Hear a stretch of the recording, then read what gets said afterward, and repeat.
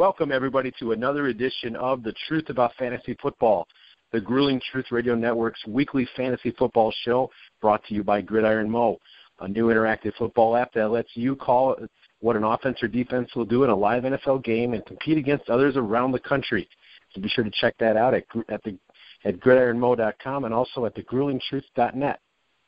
I'm your host for the Fantasy Football Show, Matt Andruscavage. I'd like to welcome in my co-host, Aaron Zepnick. What's going on tonight, Aaron? Good day to you guys, and wonderful time to be back. No doubt.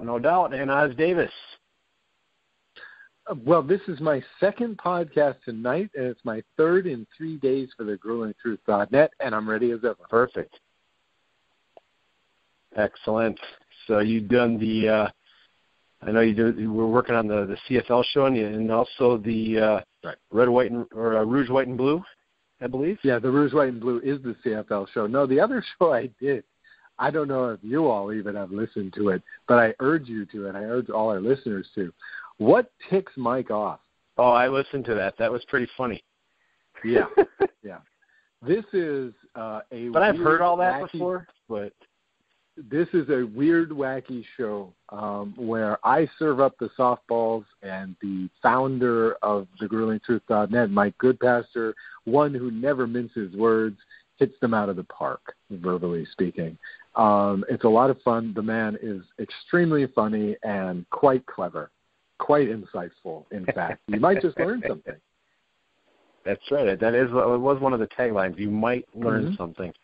Yeah, so, yeah, I mean, I've known Mike since 2009, I think, and so many conversations with him over the years, and so much of what he said I've heard so many times, but it was funny to hear someone interviewing him about those thoughts in his brain. So I've already got some great topics for next week. Wait till you hear what he says about Michael Jordan. Everybody's going to love that. Well, yeah, we've talked about that, and the angle he's going to go on is it's actually something I agree with. He's being a Michael Jordan fan. I totally agree with his point. So that'll be an interesting topic. So, but on to fantasy football. So you guys, you guys know your draft dates yet? I do. I have Labor Day and the Wednesday right after Labor Day. All right, so nobody's coming up this weekend, right? Everybody's probably close to Labor Day? Let's see. I believe mine is this weekend. I have not the Grueling Truth, not the gruelingtruth.net league, but rather mine. Another league that I'm in, another league that I participated in last year and did fairly well in. The Fake Football, I believe. It's a website that concentrates solely on fantasy football tips. But sure, that was a fun league. Tough league.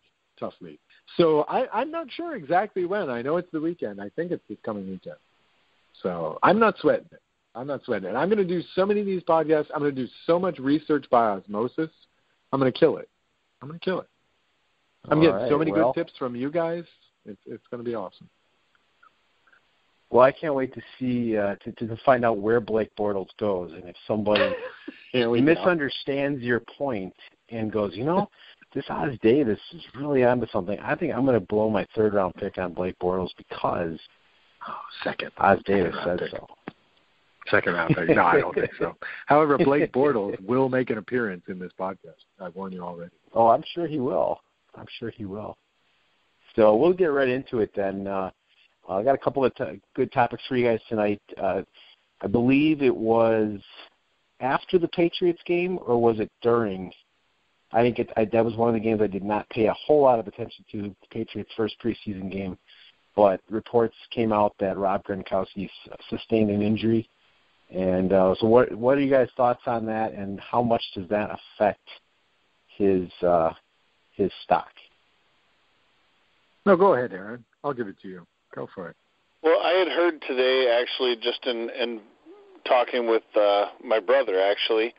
We were talking. He's in a keeper league, and he had told me he heard it was just a cramp. I'm not sure if that is true or not, but I don't think it affects his status for week one, so I don't think he falls much, if at all. Okay. So he doesn't fall much, if at all. Where do you guys think where he would fall if we, just all things being equal, especially with, given Tom Brady's suspension and given the fact that Martellus Bennett is probably going to take some of the production away, where do you think he falls this year? I would say anywhere between 12 and 18, I think, is where he gets picked. So that's basically a second-round pick. Right. Something like that, right? Yeah, late first for someone that's real high on him and, a Gronk lover and a Patriots lover. But for the average fan or the average fantasy football player, I think that he's an early second, mid-second round pick. Yeah, that's probably true. The more we've gone through and tried to project out what this first round might look like, Le'Veon Bell and Rob Gronkowski, two guys who perennially would go in the first round, but given their own suspension or a suspension to their quarterback, has to lower them a little bit just because of the uncertainty. And there's other guys out there. You got DeAndre Hopkins has emerged so much, and then you got where Ezekiel Elliott fits in. So, yeah, I would agree. I think Rob Gronkowski probably goes somewhere in the second round. Well, I would like to point out this one thing. It was tempting at first to see this thing as a non-story, especially since right from the go the injury didn't appear very serious. And today I'm reading stuff that says, nothing serious. He might miss a few practices. Big deal. He'll probably be on the questionable list for week one. He'll probably be listed under questionable under Bill Belichick's strategy. But he's going to play. He's going to be okay. But you know what? This injury to me is kind of like a hot summer is to climate change. It's a reminder that there are limits. It's a reminder that Gronk may not turn in a season where he's scoring a touchdown every game. He may not be dominant for 16 games this year. He may not. He has limits. He can get injured, right? He's not going to be there. And the other thing I got out of I shouldn't say he's not going to be there, but it's no guarantee. It's no guarantee that he's going to give you like first-round production every week this year. He could get dinged up. On the other hand, there's a positive outcome to that, and that is this. Look, up in the sky, it's Martellus Bennett's draft stock. Don't you think? Don't you think that's very possible. Martellus, where does he go? I would put him in the top, maybe 6 or 7 tight ends right now, right off the bat, especially if you want to come out of the gate quick.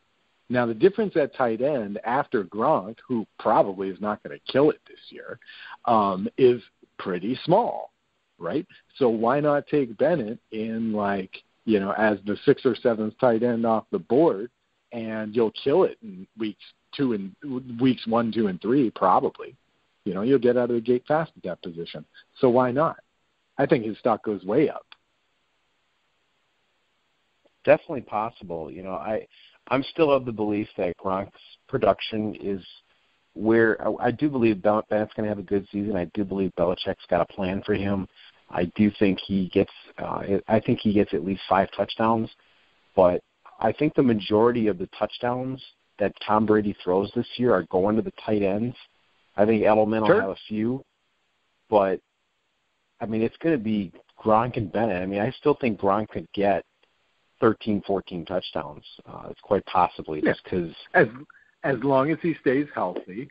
Or right, look, of course. What if Belichick starts applying like the Greg Popovich strategy, where he plays in limited minutes. He gets limited snaps every game in preparation for the playoffs. Wouldn't that be the smart thing to do? Especially you got Bennett there. Isn't that the smart thing to do? As long as you're not running 33% 3 tight end sets like they had to do that one year when Rashay Caldwell was their top receiver.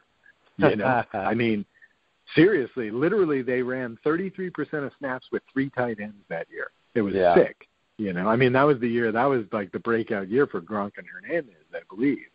And or it's probably too early for that, but their tight ends were getting a lot of work those years. And, you know, I mean, I think that would be the smart thing to do. As long as you got enough wide receivers out there, why not? Let's rotate those guys in and out. I bet Belichick does that. I bet, and, you know, again, you guys have converted me to this church of the tight end with a rookie quarterback. I think that's legitimate. And, you know, like I say, Garoppolo is essentially a rookie. You know, he's new to this system, more or less. He hasn't taken very many snaps in the NFL in real games.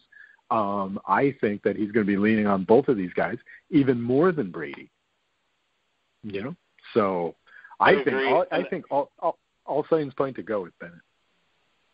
I think I agree with you, Oz, and I think actually both of the tight ends could end up with double-digit touchdowns. Why not? Possible. Why not? It's certainly possible. I could see Edelman leading the team in catches if he's healthy with like 100, and I could see Gronk with like 75 or 80 catches and 13 touchdowns, and I could see Bennett with another 45, but 10 of those are touchdowns. Absolutely. Especially in the red zone when you have to pay so much attention to Gronk, and then if they utilize Edelman as a decoy, Bennett and Lewis, I think, are the two guys that benefit from this. Because you can't stack the box. You can't pay attention to just Gronk. And there's other receivers that are going to be on the field at times in the red zone, too. I mean, these guys are NFL receivers. You can't just leave the guy alone and be like, oh, let's double cover Gronk and double cover Bennett. Belichick is very good at getting you to pick Plus, your they're point. They're going to throw an offensive lineman in there as an eligible receiver as well, right? Oh yeah, you don't know who to cover. Danny Amendola will play left tackle. There you go. Yeah, so you don't know who to cover. The Patriots at the goal line with two all-star tight ends. My God, they're going to give nightmares. And an angry Tom Brady. Yeah. I mean, this could be really, really ugly. For some teams, and like Garrett Blount's back there. That's right. Yeah, this is one of their more legitimate runners since Corey Dillon. Right. I don't know how many carries he's going to get. I don't think that they're going to work. By the way, you said Corey Dillon and the Patriots. Be sure to ask Mike how you feel when you do your next What Ticks Mike Off show. Be sure to ask him. Corey Dillon? You know, Corey Dillon leaving the Bengals and then going to the Patriots first year gets his best season ever, and he gets a ring. Yeah, for rings. Hey, how many rings did Corey win with Cincinnati? How many did anybody win with Cincinnati? I hope he's not listening to this. I'm just saying. So be sure to ask him that. For the record, Mike, Aaron did not say anything about your Cincinnati Bengals. I was just answering Oz's question. Oh, of course, yeah. Put it all on the little guy. Yeah, okay. That's right. So, yeah, I agree. I think that in the red zone, New England is borderline unstoppable. It's going to take a heck of an effort to stop them. That's deadly. You got to keep them out of the red zone. You're going to have to make them punt, which I don't know if that's going to happen. Kicker just in case. What was that? I said I'm going to take their kicker early just in case. Gostkowski's probably going to get. He's probably still going to get a lot of points. He's a great kicker. I think that's one of our topics, so we'll be talking about that for sure. So any further Gronk discussion? Done it. I think it's pretty much spelled out and cut and dry. We all think the same thing. We think that their offense is going to be potent, especially week 4 or week 5 when Brady comes back. And you know, the only thing I worry about with Gronk is the same thing you worry about with every player: is can he stay healthy? And even more so with him, with the history he has. But I think that if Tom Brady has anything to say about it, you know, he'll make sure that Gronk is not out partying and doing him, you know, as he says, I do me. But you know, Brady's going to have him focused and have that team focused. He's, 38 now? He's going to be a leader. And Belichick, you know, he's no dummy. He has a game plan going in, and I'm sure, he knows Brady's out. So he's going to utilize the talent that he has, and the Patriots are going to be the Patriots. Yeah, that's for sure. So moving on to our next topic of discussion, we've covered mid-round draft picks, we've covered tight ends, we've covered running backs, first 3 rounds, draft positions, all kinds of those strategies. One that gets lost in the shuffle, doesn't get talked about a lot because in a lot of leagues they don't have a lot of impact, but it's still worth talking about. Where do you like to draft kickers and defenses?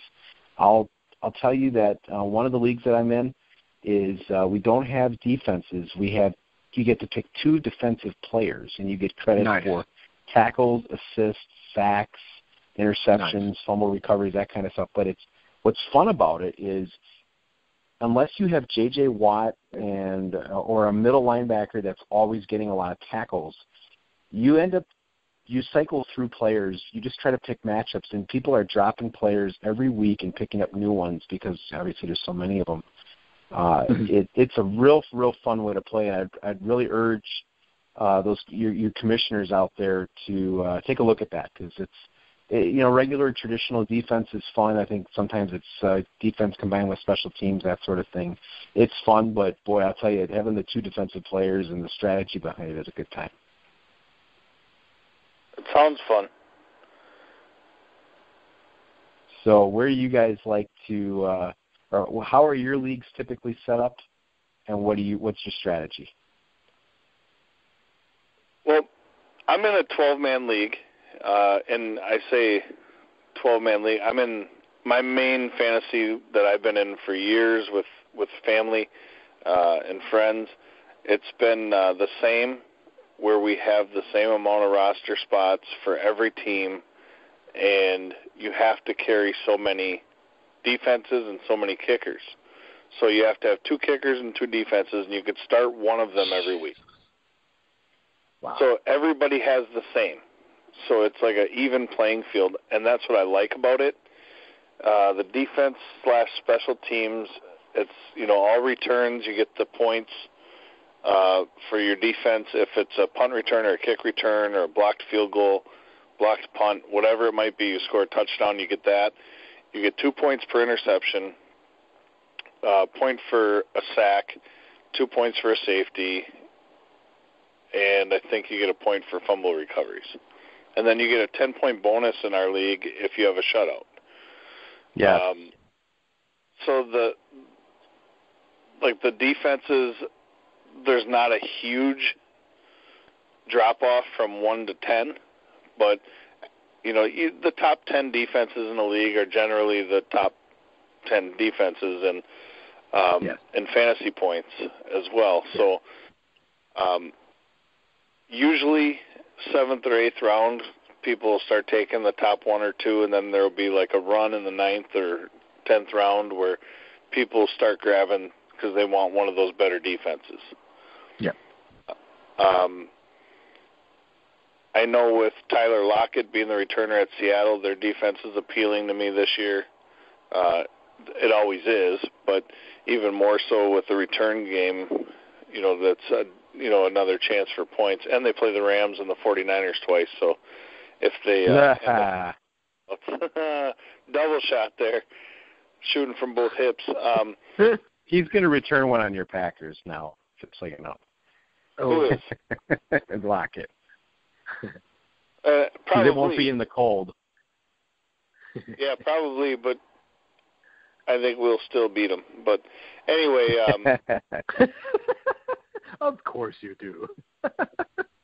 Well, I trust Aaron Rodgers more than I trust whoever's going to start for San Fran this year and whoever's going to start for for Los Angeles.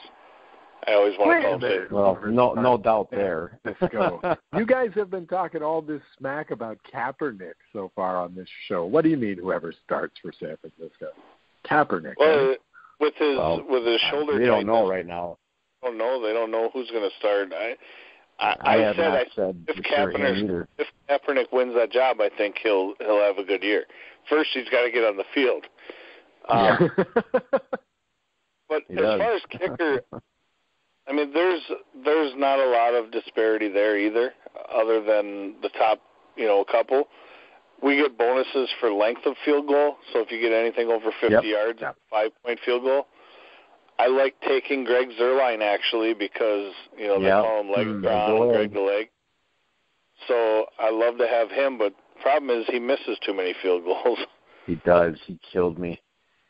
He misses a lot of field goals. The days of Janikowski and a lot of these big legs like Rob Baronis, I know, was another guy that made some long field goals. Yeah. Those days are getting null and void almost, it seems. So you really want to go with the solid kicker that plays on an offense that's in the red zone a lot or scores a lot of points. And New England's kicker, Gostowski, is a perennial top 5 kicker. So I think he's a safe pick, and I would take him actually semi-early this year just to make sure I had a top-scoring kicker. And first 4 weeks, he may be very valuable if they can't get in the end zone without Brady. I'll tell you if I was going to take one kicker, now it's hard to argue against Stephen Gostkowski because the Patriots, if they struggle, even when they struggle, they still find ways to get in field goal range, and the moment they're in field goal range, he's money. So it's hard to argue against Stephen Gostkowski. But if there's one kicker that I'd want, if I can't get Gostkowski, the next kicker I want, and possibly the first kicker I want, is Kansas City's Cairo Santos. And I'll tell you why. Because they never get in the end zone? Get in the end zone. Right. I had Santos, whatever it is. I had him last year, and man, I mean, he'll kick 5, 6 field goals in a game. They might all be from 30 yards out, but it doesn't matter. Look, that's solid logic. That's why Janikowski has been such a good pick for so long. You have a team that's maybe possibly competent enough to get it to the 40. And then you got to throw in some guy that you actually had to draft to kick like a 87-yard field goal. I mean, I've had Janikowski several times over the years, including that one time they had him line up for a 72-yarder or whatever the hell it was. That crazy-ass end-of-half kick that, I remember that. What's his name? Young guy wanted to try. Yeah, right. Wanted to have him give a shot to, so I got minus points for that. But, right. I mean, this is the key. This is what you want to do. You want a team that's good enough to get it past midfield, a little bit further, and then, just pick their kicker. That's a solid strategy. Either go with that or a kicker with the last name Ski.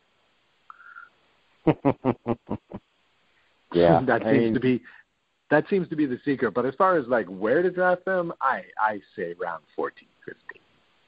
Where to draft them? The kicker's always my last pick, if I even draft one.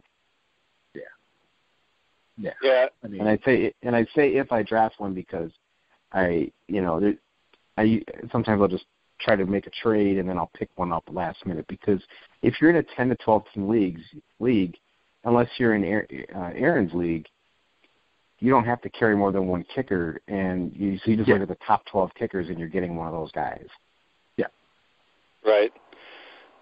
Well, I'll give you guys it kind of sounds rudimentary, but my kicker drafting strategy in this league, and again, it's not a huge important position because of the point differential, but what I try to do is I try to get one solid offense like Gostowski or a Crosby from the Packers or, even like back in the day when New Orleans was putting up a lot of points, or I think Arizona will put up a lot of points this year, so Catanzaro wouldn't be a bad pick in the top 5. Yeah.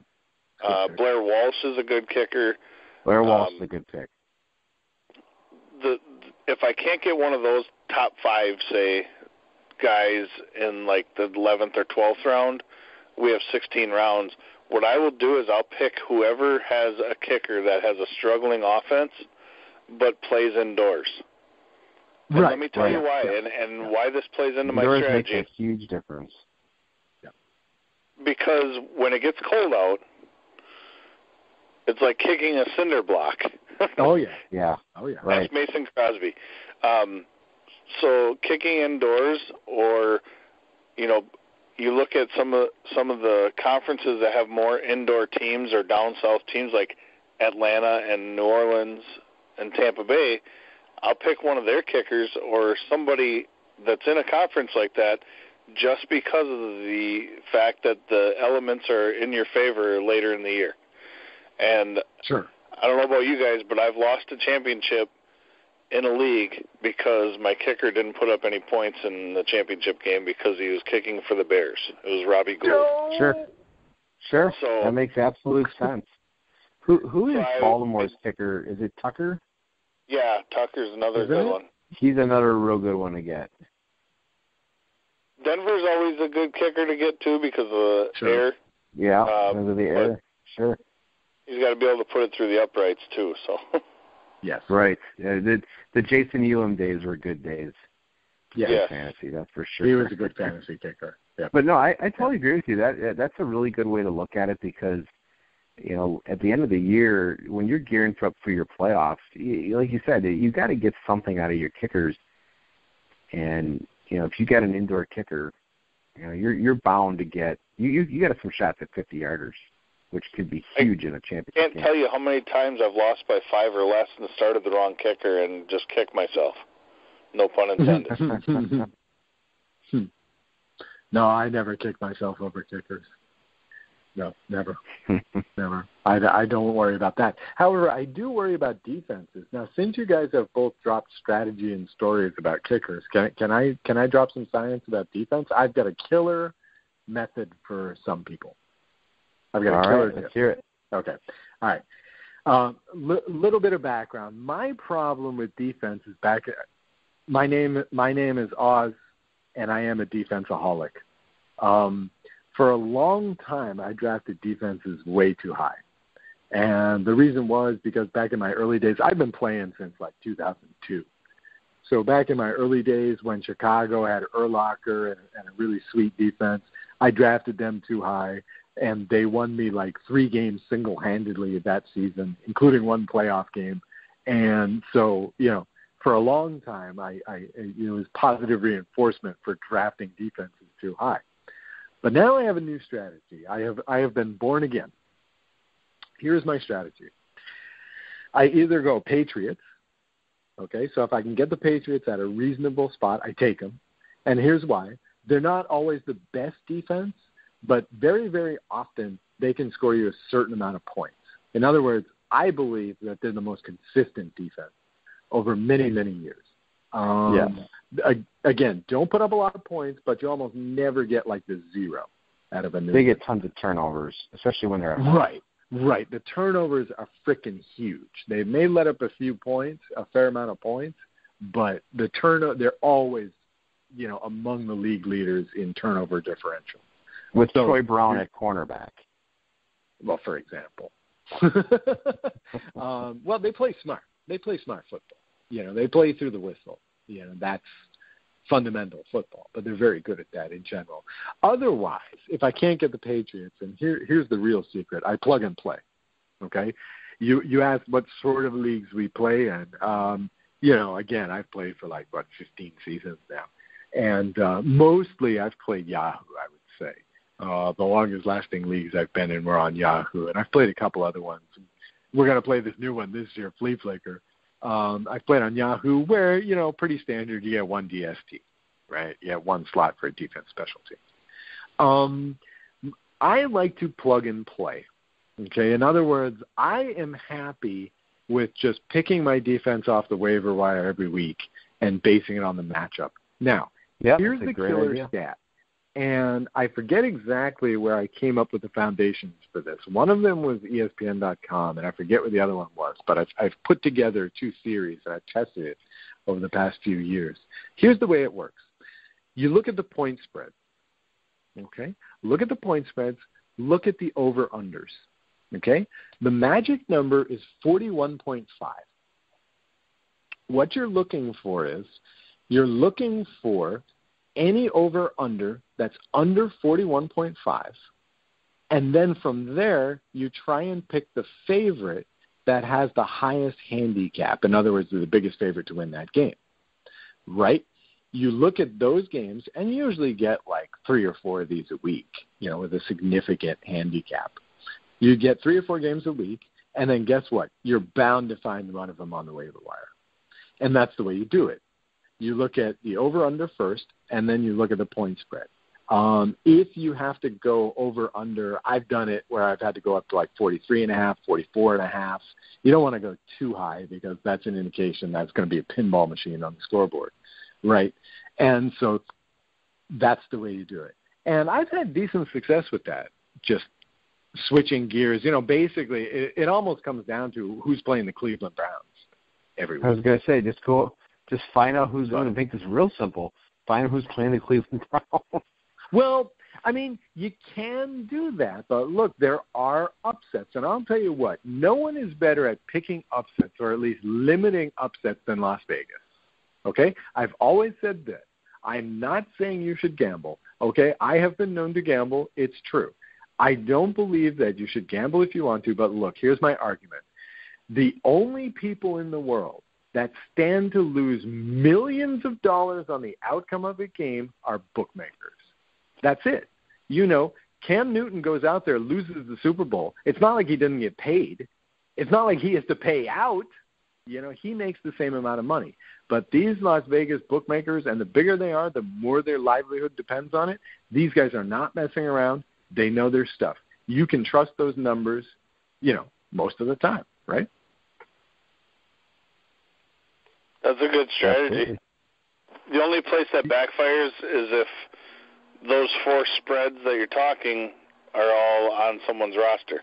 Right, if they're all taken. See, that's when you have to adapt on the fly a little bit. You start looking at, for example, let's say you have a game where the under is real low, like 38.5. Let's say if Baltimore at Cleveland. Okay, Baltimore's the favorite. All right, so you don't have Baltimore anymore. That defense is taken. Okay, take Cleveland. What the book is telling you is that not a lot of points are going to be let up by either team in this game. So try Cleveland. Try that defense. Go for an underdog defense. It doesn't matter if they lose the game, right? You don't lose points for that. If your defense loses a game 13-7, you're happy. You're probably going to score a lot of points in that game, right? So, Good point. You can almost play the over-under specifically and still come out ahead in the defensive game. But anyway, that's my strategy. I like doing that every week. That's one of my funnest parts of setting my lineup if I don't have the Patriots. Let's see, maybe the Chiefs or Minnesota. I have no idea who I'm going to play that week. Yeah, it's a pretty good strategy, I'm sure. Yeah, it's fun. Absolutely. It's fun. And it takes the guesswork. It takes the guesswork out of draft day. Again, like I say, the only team that I specifically look for is the Patriots. Other than that, I think way too much about defense. I overrate defense way too much in fantasy. I just enjoy it. My argument is this: that's the only team that's the only guy on your team that's gonna play with you every week, right? Is your defense, right? So, yeah, pick a good one. Pick a good one. Absolutely. And then, anybody else got anything else on defenses? Or I'm trying. I know in my dynasty league we start off with you start the game with 10 points, and then you start to lose points the more they give up in a game.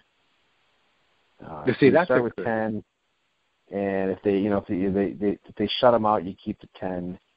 If you give up, between 3 and 7, and then between 8 and 14, right? Yeah, something like that, and you get a certain amount of points based on that.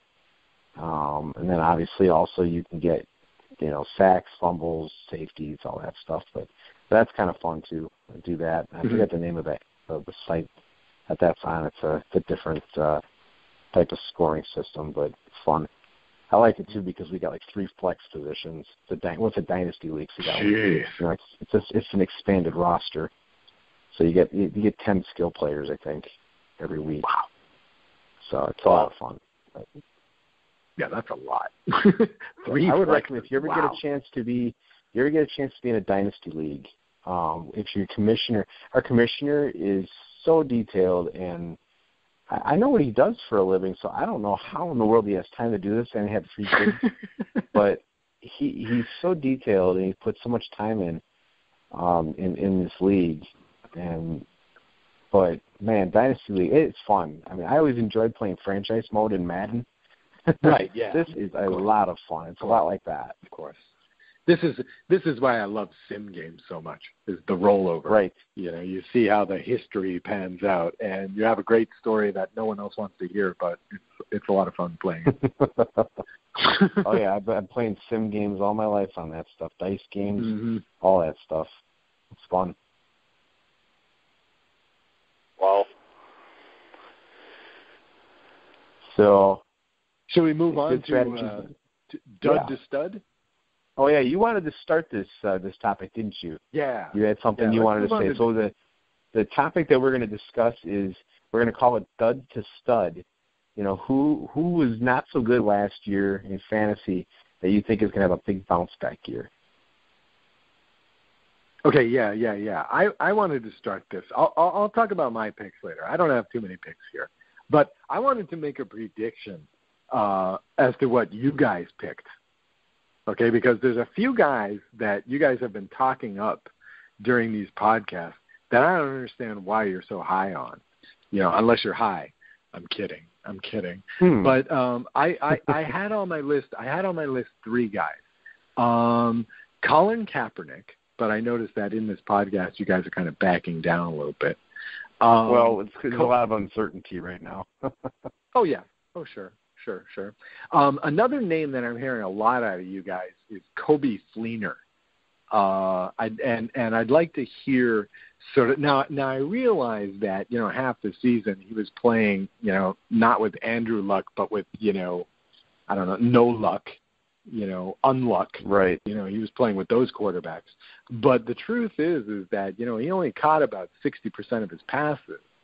Now he can get like 120 targets as opposed to 84 he had last year. But still, you know, you kind of wonder how many he's going to catch. And the dude only had 3 touchdowns. Okay, so I wanted to ask about that. And another name that I'm hearing out of you guys constantly is Zach Ertz, who I have no faith in. And I wonder, now that the quarterback situation in Philadelphia is even more doo-doo, I'm wondering if your opinions on Zach Ertz have changed. Because I would consider both of these guys relative duds last season. Well, I can take some of this. Zach Ertz is not someone that I'm high on. He doesn't get a lot of touchdowns. Okay. I know that Aaron likes him. I don't think he's a bad tight end. I think he can get. I think he can get a fair amount of receptions. This particular year, with the rookie quarterback, it's possible that he's going to get more production. But the rookie quarterback's not going to play, man. He's not going to play. I don't know. I don't really know. Zach Ertz is not someone that I would want on my team. I think there's a lot of other tight ends.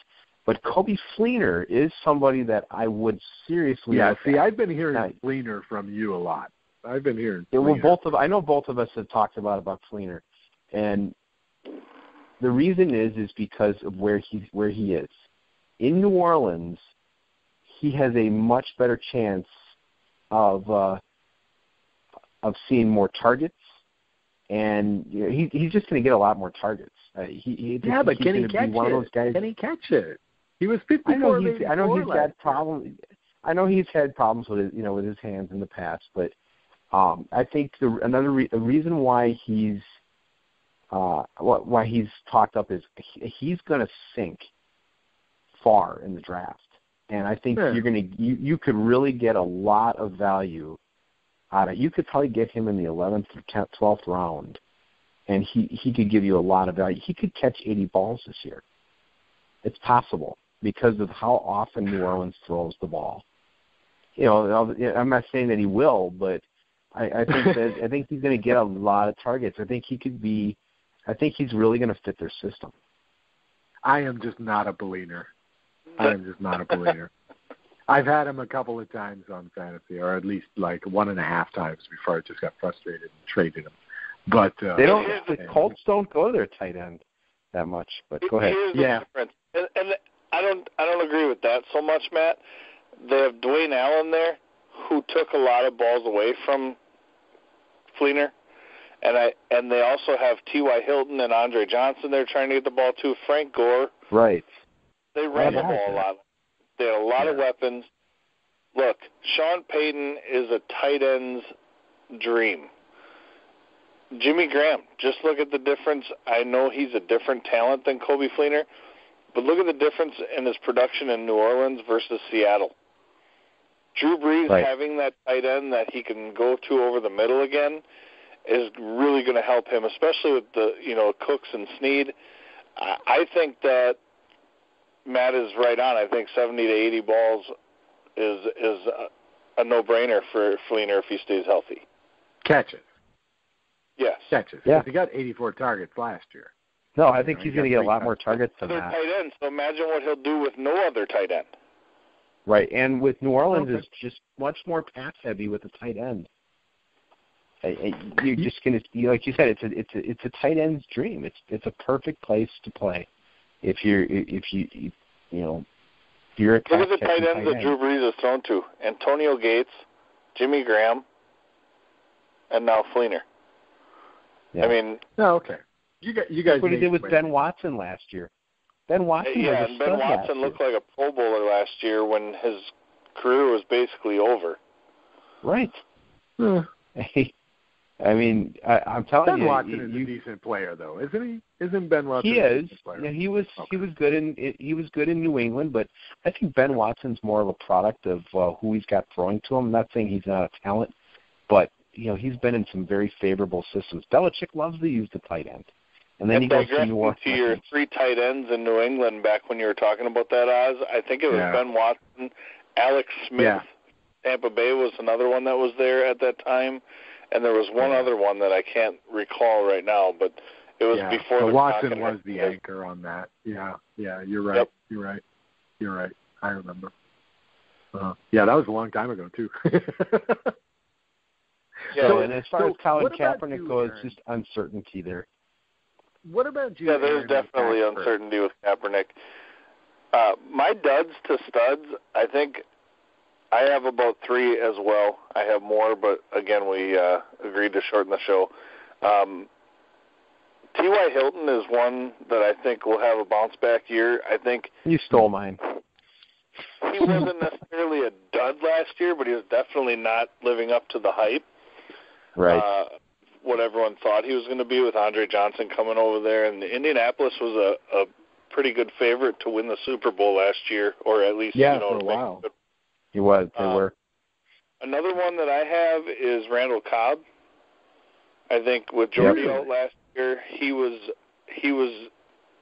definitely not having the numbers that he had the year before. And I think that this year now with Adams progressing another year, Ty Montgomery healthy, and the weapons that the Packers have with Jared Cook addition, who looked very good in the first preseason game, by the way, so thank you, Rams. You can have him. Yeah, wait till the drops come. Aaron will be experiencing Jared Cook. Yeah. You remember how Jermichael Finley, if he just paid Finley more money, if he just gave Finley more money, he'd have held on to most of those balls. That's kind of how Jared Cook is. We can have this discussion in about 12 weeks. Yep. Oh, fewer. Yeah, he'll be experiencing it. He's not that great. Well, he's never had an Aaron Rodgers thrown into him. Let's be fair. I mean, there's good and there's pluses and minuses there. But the other one is Arian Foster. I think Arian Foster is in a new scenery, new system, new program. I think that he's going to benefit from moving over to Miami, and that was my list of 3 that I'll shorten it to. Mm-hmm. Yeah, T.Y. Hilton was my main one. But go ahead, Adam. I was thinking about Foster. I like Foster. I like that pick. I've got a couple. I as the anti-Ertz, as the anti-Fleener, I'd put up maybe Julius Thomas. I mean, I know it's another Jaguar player, but look, this is what I'm thinking. I like the offensive line there. I think if it lives up to its potential, that offense is going to be great. You guys have heard me say this before. And I think that the Allens are going to be drawing a lot of coverage.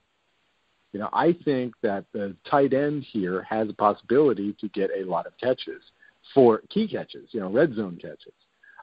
So I'm kind of liking Julius Thomas. I mean, he was statistically behind Fleener and Ertz last year. He was 10th in yardage and touchdowns, I believe, among tight ends. And so he's definitely going to improve on that. You got to think. Yeah, probably. That's a good pick. I'm liking him if I'm far down on the tight ends list because I think he's going to get overlooked. Other than that, I sure wish I could say Melvin Gordon because damn, he burned me last year. I think I'm still waiting for my first touchdown from him on one of my fantasy teams.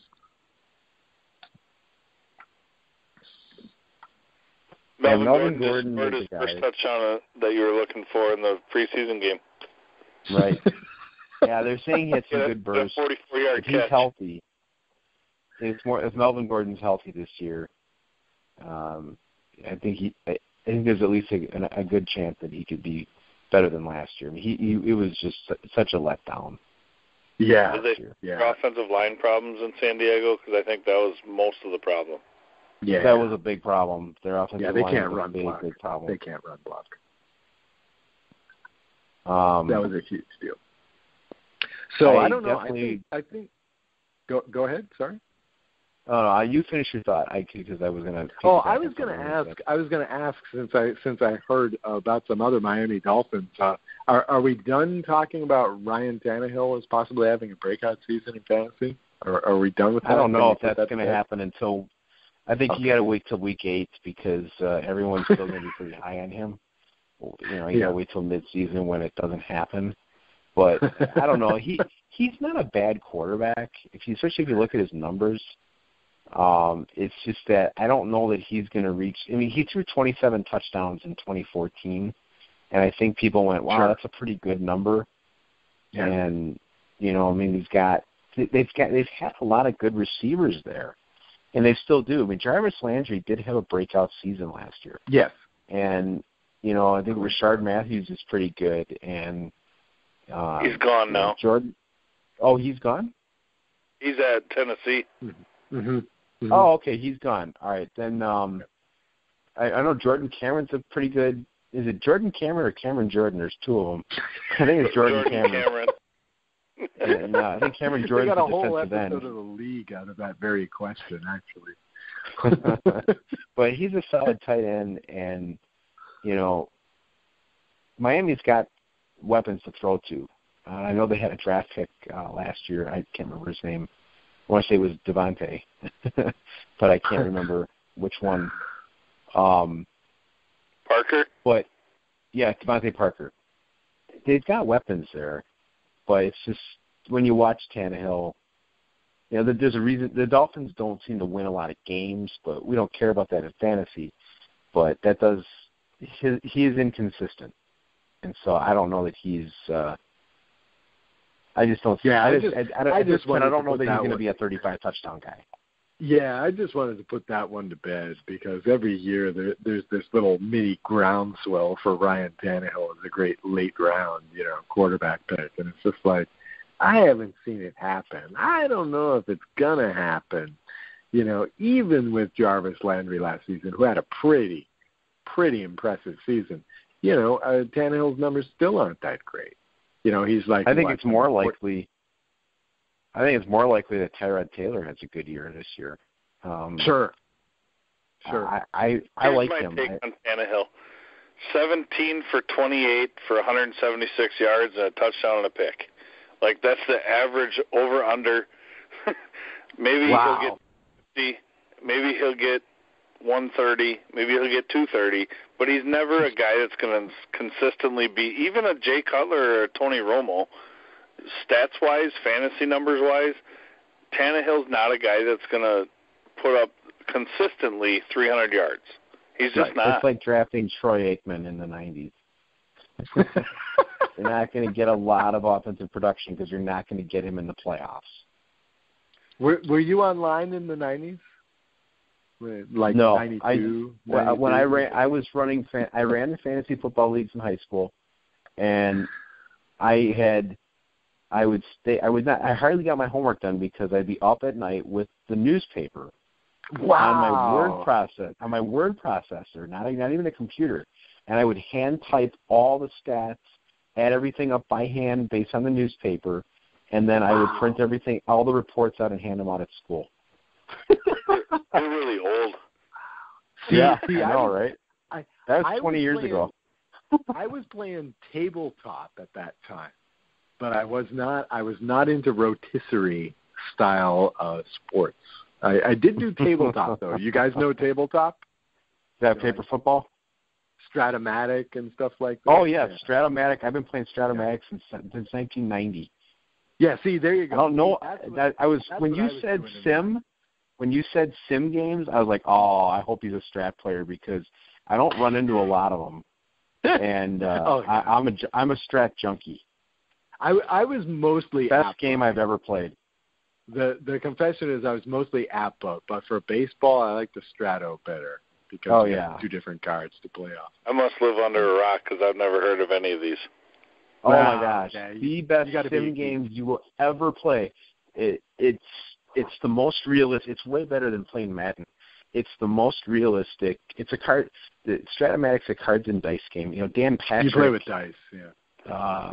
Len Dykstra, Keith Hernandez, tons and tons of guys played this game. It came out in the 60s, and you can literally, every player is represented by a card, and it's based off what they did that season. And you can do season replays and really get it close to what they did if you coach similarly. But you're the coach, and you just decide, how you're going to end up playing the game, and it's really fun to play against another person.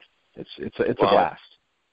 Yeah, those games were such great fun. I mean, it's basically computer sim. I mean, you're doing the same thing if you play a proper baseball sim, especially. So what we have to do then for our fantasy football for the Grueling Truth, the winner. Maybe we can get a sponsor to buy the winner a Strat game. Ooh, yeah, it'd have to be like fun. I still play the computer game. It's a lot of fun. Yeah, Strato computer is pretty good. Anyway, the only other dud to stud that I wanted to just get out there is Vincent Jackson. I think Vincent Jackson had a down year as well. Yeah, he was pretty bad last year. Another, I think he played hurt a lot last year and actually missed games too. But I just think another year with Jameis Winston, getting that continuity, with Mike Evans and Doug Martin, I think that their offense and Safari and Jenkins, their offense actually, I think that's going to be an offense that surprises teams this year. Vincent Jackson is on my list of do not draft under any circumstances. He's talented, and I will concede that there's at least a chance that he could, revive his career. He's getting up there in age, but I we're talking about will Ryan Tannehill ever materialize? I just don't know that we're going to see Vincent Jackson rebound. I would not bet on it. Yeah, but Aaron is correct. I think the Buccaneers offense could put up a lot of points, at least a lot of fans. Sure, I agree with that. There's a lot of options there. There's a lot of interesting stuff. Now let's just see if the coaching staff can figure that out, because I think that's been a recent problem at Tampa Bay, if you ask me. It's just the general mentality effect. But potentially, there's a lot of numbers there in Tampa Bay. They could run up some scores. Right. Yeah, T.Y. Hilton was my main dud to stud. I mean, like you said, Aaron, he's not a dud, but he did.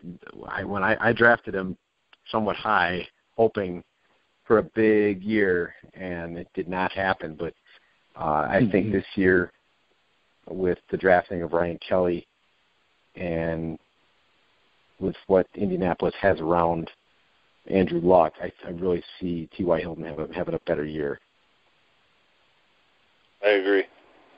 Sure. Yeah, I mean, the Colts is another team that you should really expect an uptick from all of those guys, I think, because, again, they addressed the offensive line concerns in the draft. Things can't be nearly as nightmarish as they were last season. I know Kobe Fleener is gone, but in general, I like the way that offense has shaped itself in the offseason. Now, not a lot of improvements on the defense, but, hey, that just means they need to score more points, right, on the offense. So I think you can +1 any Indianapolis Colts player going into this draft. Sure. That's a good point. I know I had a question for you guys as far as a quarterback. Had a good season last year. Not sure if he's going to have the season this year. Want to know your guys' take on it. Where would you take a guy like Ryan Fitzpatrick?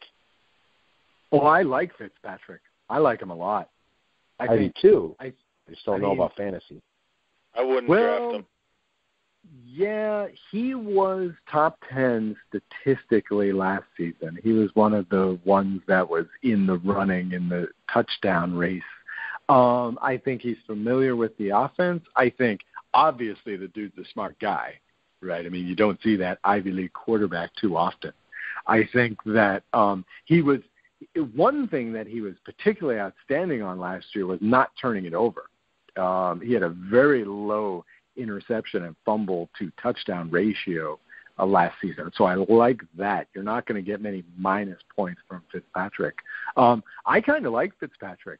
I imagine my dream scenario, not for me, but just I can imagine people out there having both Fitzpatrick and Brady, Patriots fans, with Fitzpatrick and Brady. I would love I thought you were going to say Fitzpatrick and Bortles. Come on. Did you see the picture? I was just waiting. I was waiting for it. Did you guys see the picture of Ryan Fitzpatrick this offseason? No, I may have. I don't know. He came back to camp and he looked like Jared Lorenzen. No disrespect to Jared, but they were like, there was a thing on the Jim Rome show I was listening to one day at lunch, and they're talking about how he looked pretty large, and they're calling him Ryan Fitzpatrick. Oh, jeez. So, well, I believe that. I mean, he thought he wasn't even going to play this season, probably. You know, right. I mean, I'm sure he's somewhat out of shape. I mean, he was just negotiating his contract. I mean, that's not exactly heavy lifting. So I thought you were going to tell me something about his beard. No. Yeah, I thought you were going to say he shaved his beard off or something.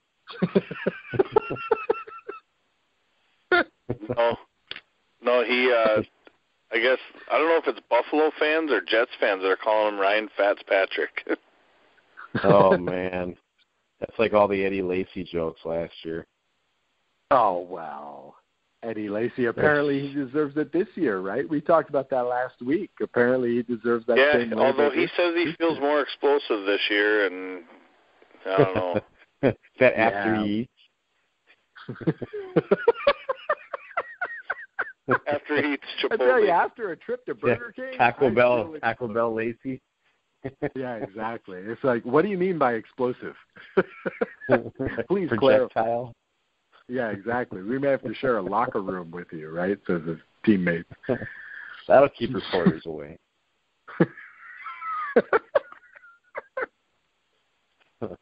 You know, we're getting to the end of the show. We start all, coming out with the comedy, and Oz starts getting the giggles. Yeah, oh, yeah. Right. Oh, yeah. When you guys start busting me up, that's the end. Yeah, so we'll be getting on a few more draft strategies. I know everybody's draft is coming up. We got just a couple more weeks, and I think most drafts will be that following weekend. So Be sure to keep tuning in to Fantasy Football Show, also the articles. Be sure to check out our rankings. We'll have a lot more out there for you, cheat sheets, whatever you need. And, we're going to keep going through all these. There's still a lot to analyze. There's going to be changes in the positions. There's going to be the rosters are going to be more settled in 2 weeks than they are today. There's going to be injuries. We're just going to keep going. Yeah, and unfortunately, there's going to be injuries. Yep, there will be. I have an announcement to make before we end this. Yes. I am changing my number 1 overall pick from Todd Gurley to David Johnson. Wow. Changing it, huh? Wow. Yes. Wow. Yeah, well, I hope you're number 1 in grueling truth, and I'm number 2. I do too. David Johnson. Well, I gotta say, I just did a running backs projection article, and the more I went through it, the more I looked at the numbers, the more I watched them. David Johnson is my number 2, and I don't really know why I'm picking why I've got Gurley over him right now, because I think you could make an argument that he could get more catches than Gurley. Yeah, okay. Well, I look at it this way. The Rams' offense, and this is not meant to be a dig on you at all, Oz, the Rams' offense personally can be made to be more one-dimensional than the Cardinals. And the weapons around David Johnson will not allow teams to stack the box against him like they will against Gurley. Okay. Yeah, he's going to be facing 6-man fronts.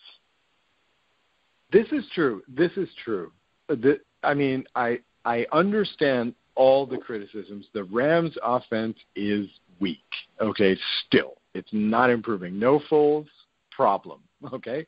I understand this. But look, purely empirically, purely from what I have literally seen with my own 2 eyes, this dude is once-in-a-generation talent. And for me, that's it. 6-man front,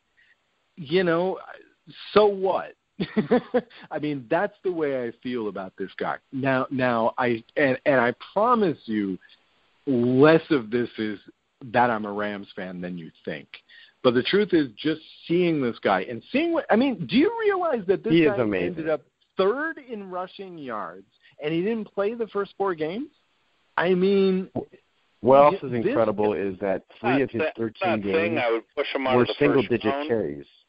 I'm not saying I'd push him out of the top 5 even. I'm just saying, for me and my money, I'm taking the more safe pick, and I'm taking the guy that the things I'm reading, my brother's from Phoenix. He lives out in Phoenix, and the things I'm hearing from him, who's going to camp, this guy is ready to be the next AP. Like, he's taking over the league. He's taking over that number 1 spot. Wow. And see, it's a good argument. But I don't know. I just honestly believe Gurley is special. Johnson may get more catches. Our quarterbacks are pathetic. They couldn't hit the broadside of a barn right now, except for Sean Mannion against the 3rd string of the Cowboys. But again, it's just that freak of nature factor. It's just wow. This dude could really run up more rushing yards than we know right now. He's going to be like Jim Brown. If he's like Jim Brown, he's going to be facing 9-man fronts like Jim Brown did. So he either he's going to be just like Jim Brown, or he's going to have a tough time. Because I don't know that they're going to have. I don't know that there's going to be any relief from that unless Jared Goff emerges and they can get some kind of a passing game together. Everyone's just going to try to stop him. But they really are. Okay, but here's the thing. Last season, and I talked about this before, last season the Minnesota Vikings were right around 50% run and pass plays. Okay? Were defenses not keying on Adrian Peterson? Did he not still get a lot of yards? To me, there you go. And okay, the Rams were 32nd in passing. okay? It's no surprise that they're not going to pass the ball. And again, Gurley was number 3 overall, missing the first 4 games. I mean, again, this is kind of like if Brady were a running back, statistically. That's what's happening here, because that's what's going to happen with Brady this season. He's going to end up being number 3 after missing 4 games. That's exactly where he's going to be. And so to me, I mean, you're talking about a Brady-level talent at running back. I would take that first overall. I'm taking that first. Well, a lot of people I don't care will. who the opposition is. A lot of people will. Right. I don't think Aaron's crazy for. I guess that's all I'm saying. No. I don't think Aaron's crazy for saying David Johnson number 1. And I like Todd Gurley a lot. And if I'm number 1, I still might lean towards him. But I will say I'm concerned that he's going to see a lot of. I was expecting more from Jared Goff when I originally was making projections that the Rams offense might be a little bit more balanced, but I don't know that that's going to happen. Yeah. Best not to bet on that. I just trust the situation better. I'm not saying he's not a better talent. I'm just saying I trust that surrounding cast. And I think that, teams may have not played as aggressively towards the run last year because they had, a veteran quarterback in Foles. He could still kind of beat you. They were 32nd in the pass. I get it. But I think that David Johnson could put up record-breaking year. David Johnson is not an entirely insane pick. And I admit that part of my, obstinance on Gurley is that, the eye test. I totally admit that. So David Johnson at number 1 is not outrageous, but I just want to be part of the Gurley miracle. And so I would take him at number 1 if I were number 1. The Gurley miracle. The Gurley miracle. And there was dubbed first on the gruelingtruth.net.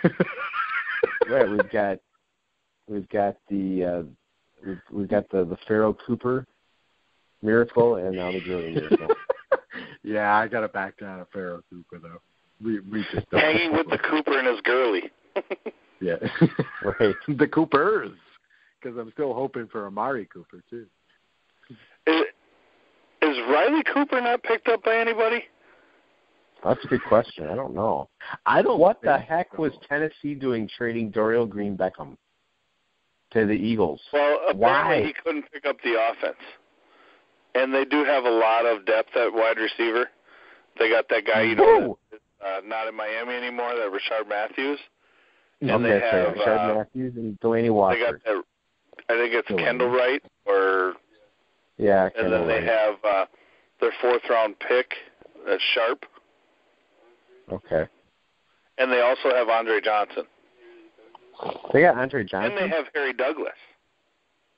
How did I miss them getting Andre Johnson? I don't remember this.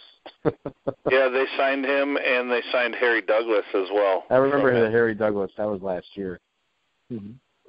Yep. So they actually have 5 receivers that they like. So. Wow. And they got an offensive lineman who was a backup in Philly, but you can never have enough depth at offensive line. So. Right. And plus, the Eagles are just playing Madden anyway. Well, now, do they have anybody at offensive line? I mean, they lost both their tackles, one to injury and one to suspension, and then they traded somebody else. I mean, who's blocking? Who knows? Who knows? Nobody. I do not like that situation in Philadelphia. -1 at least for every one of their skill players over there. Man, I would not touch Ryan Matthews. I would not touch Jordan Matthews. I wouldn't touch any of those guys over there. Anybody named Matthews. Right. Yeah, Eagles are a team I'd stay away from. Yeah. Come on, Matt. You'd touch Clay Matthews. I wouldn't touch Clay Matthews. He's got The only person that wants to touch Clay Matthews right now is Roger Goodell in a handshake, because he wants to have him for an interview. That's the. I don't want to touch Clay Matthews. I thought you were going to say. That's an I thought you were interesting going to story. say the only one I want to see touch Clay Matthews is Mrs. Matthews. That's a good. I'm not saying I want to see that. Well, not literally. Yeah, what's your take on the I don't even know what that's called, the Al Jazeera or whatever it is. The Al Jazeera thing from Indiana, I believe, named 4 players in this PED alleged use. James Harrison was one, Mike Neal, formerly of the Packers, Julius Peppers, and Matthews, and they're staying silent until they do the interviews. Right, which now they're threatening suspension. And this is where this is what I told. I live in Wisconsin, and this is what I told the local Packer fans that I'm around, that I talk football with, and I said, when we talked about Deflategate, and the popular knee-jerk, easy thing to say if you're a non-Patriots fan, and I'm not a Patriots fan either, but if you're a non-Patriots fan, the knee-jerk, easy way, cheap way out of every discussion is they cheated, they cheated, they cheated. But if you look at the Deflategate and what they came up with, it's nonsense. It was ridiculous. And I told him, I said, you said this. The problem is this is going to set a precedent. It's going to set a precedence, and you just wait until it bites your team in the rear end. And I don't know that anything's really going to happen to Clay Matthews and Julius Peppers, but it could, because this commissioner's out of control. And this is exactly what I'm talking about. But look, the Al Jazeera Peyton Manning thing was completely discredited. The first they said, this is nonsense. Then they ignored it. And then guess what? It went away. And then just a couple of weeks ago, they said, oh, we found nothing. Surprise, surprise. Okay, but here's the thing. When the commissioner asked for Brady's phone and Brady refused, everyone said, well, if he's not guilty, he's got nothing to hide. Your average idiot fan can say the same thing about these 4 guys. Why won't they go in for interviews? If they have nothing to hide, then they should just go in. Yeah, but they're not as despised as the Patriots. So the fans won't say that. Okay. Look, the fans didn't say that. that about Peyton Manning. The fans didn't say that about Peyton Manning, and here's why. Now you're going to get me steamed, all right? Because it's friggin' Al Jazeera, and the average American goes, oh, yeah, that's some, Muslim news station. Screw that. They're lying. They're trying to take down the American way of life and Peyton Manning. So we're not going to believe it. It's going to be an easy sell for the NFL. If this were ABC or CNN, it would be a different story. But they don't do that stuff. They play ball with the NFL. But my point is the commissioner is going to be able to unilaterally decide what happens to these guys, whether they did it or not, if they don't cooperate. Yeah, you're right. That's all I'm talking about on this. You're right on that score, but I think he'll ignore it because the public will ignore it. Back to my lunch and listening to the radio, I heard today that the NFL has a great investigation team for investigating PEDs with Al Jazeera, has a great investigation team for Deflategate, but when it comes to finding a video of a man beating his wife or fiancé in an elevator, they don't know nothing about it. They had handled the domestic violence in the NFL like they do everything else, like the Deflategate, like the Al Jazeera, whatever. If they handled everything uniform and professional and consistent, people wouldn't have that big of a gripe. The NFL is going to continue to carry a black eye until Roger Goodell is out of commissioner. Seems like it.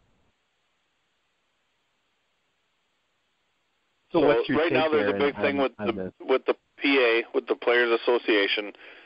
They're going back and forth with the commissioner. The union is trying to fight for these players, and it's basically a pissing match between the commissioner and the union, and all it's doing is ruining the game. Yeah. Do you think that should now Mike Neal hasn't signed with anybody, and James Harrison is talking about sitting out the year potentially.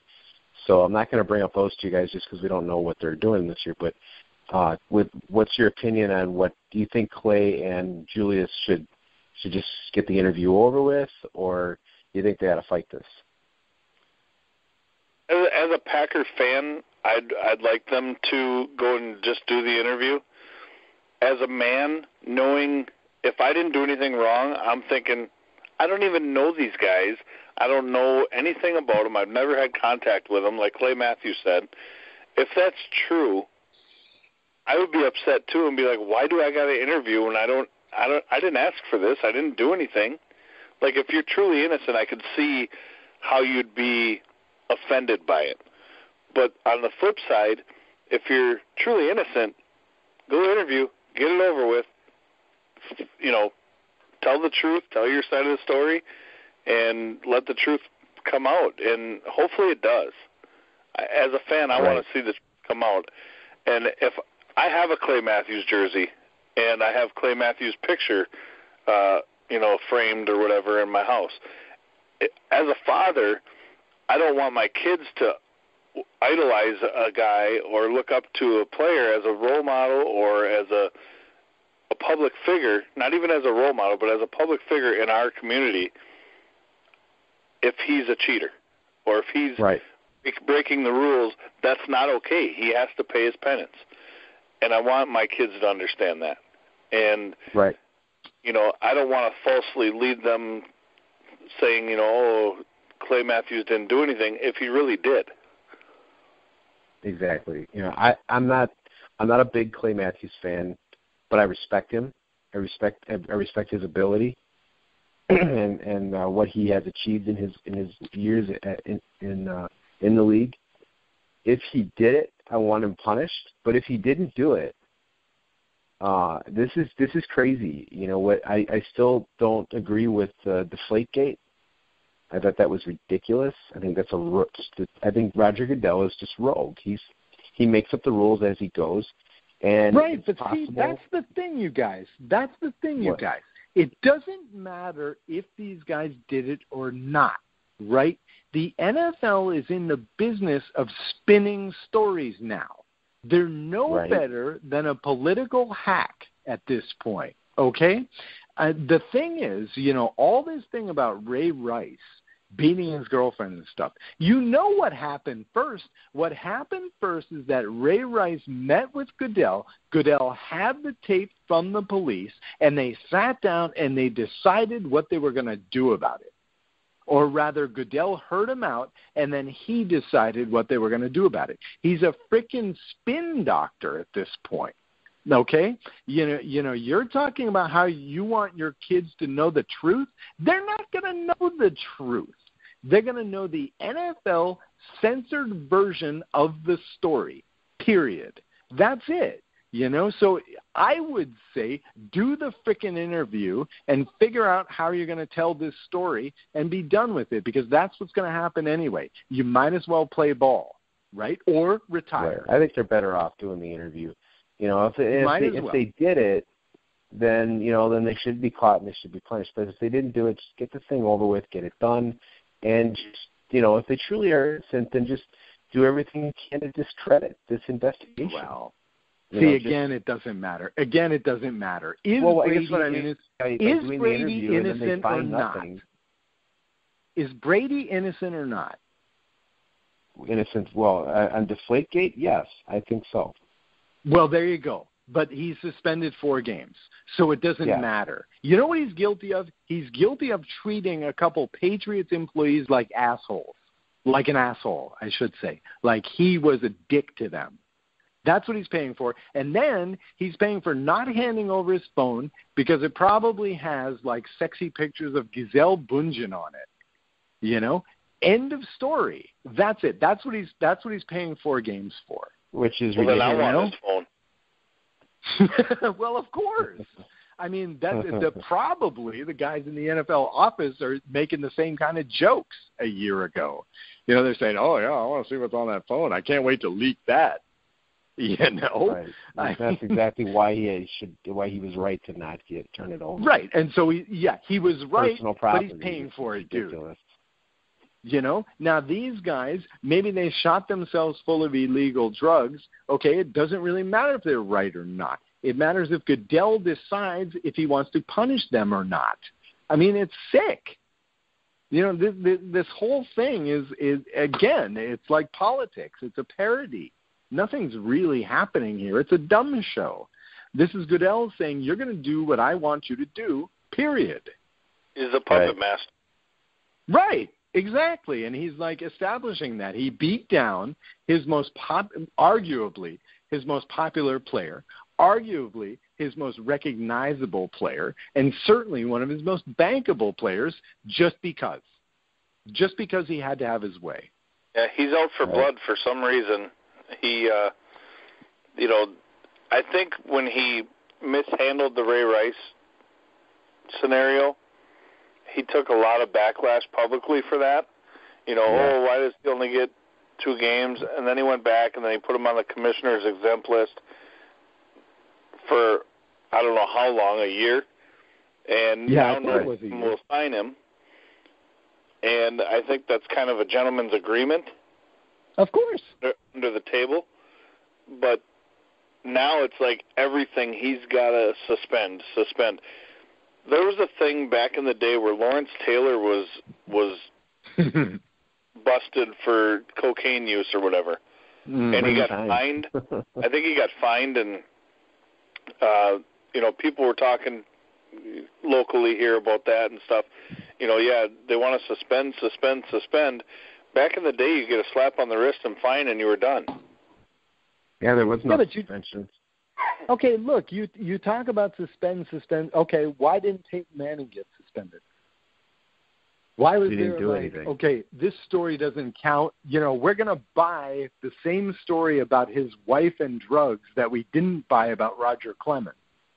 I don't think that Manning didn't get Roger suspended? Goodell is out for blood on Manning or Clay Matthews or Julius Peppers. I think he was out for blood on Tom Brady. Or Tom Brady, right. You know why Peyton Manning didn't get suspended? Why not? Because the story came out in December. If he appeals the suspension, it's going to last throughout the season anyway, and then he's going to say, screw you, and he's going to retire. So why go through the trouble of suspending a guy that all it's going to do is make you look like you got egg on your face? Right. It's too bad. It's too bad Brady doesn't just retire. I'm sure he's got enough money. I honestly thought that's what he would do if this held up. Yeah. Come to the CFL. You can play here. That'd be great. CFL. Yeah. Well, you know, we'll see what happens on that. He can play for $50,000. Right, exactly. But he's got enough money. He's just going to play for, you know, a title. You know. Give it all to charity. Right. Sure. Well, I just wanted to get your thoughts on that because I think this stuff that Goodell does it just sickens me, but it is what it is. But well, all in all, I think we covered a lot of good topics today. We'll be covering more. I do want to go over a couple of the shows that are coming up. We got Out of Left Field. Our baseball show will be on Friday. We got the Rouge, White, and Blue show, which Os Davis takes care of for the CFL. I think that's on Mondays or Tuesdays. You'll see the CFL Pick'em show. You believe what? I believe that the Rouge, White, and Blue this week, as you're listening to this, will be out on Wednesday.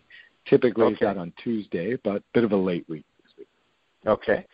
And then we also got the CFL Pick'em show with CFL Hall of Famer Dieter Brock and also Robert Drummond.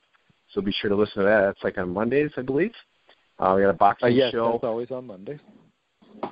And we're going to have various team shows coming up. I just finished our 49ers show. I know we're going to have Steelers, Dolphins, Packers, Bengals, and a couple other ones like that. And also going to have a Pac-12 show. So be sure to check all that out on thegruelingtruth.net. And also check us out on Facebook, and you can find all our podcasts on Spreaker, Stitcher, iTunes, iHeart, Google Play, anywhere podcasts are, you can find us. So, any final thoughts for tonight? Have a good week, gentlemen. Yeah, I've expended all my thoughts. So everybody enjoy the week, and we'll talk to you next week. All right. So for Aaron Zepnick, Os Davis, I'm Matt Andruscavage, signing off for the Fantasy Football Weekly Show on The Grueling Truth, where the legends speak.